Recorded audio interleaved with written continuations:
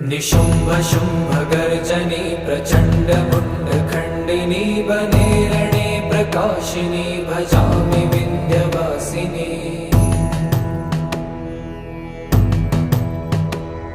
त्रिशूलमुण्डधारिणी धराविघातहारिणी गृहे गृहे निवासिनी भजामि विन्ध्यवासिनी।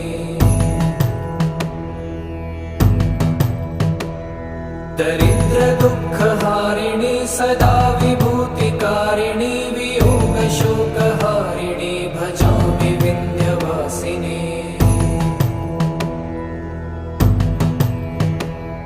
लसत्सुलोललोचनं लतासनं वरप्रदं कपालशूलधारिणी भजामि विन्ध्यवासिनी। कराब्जदानदाध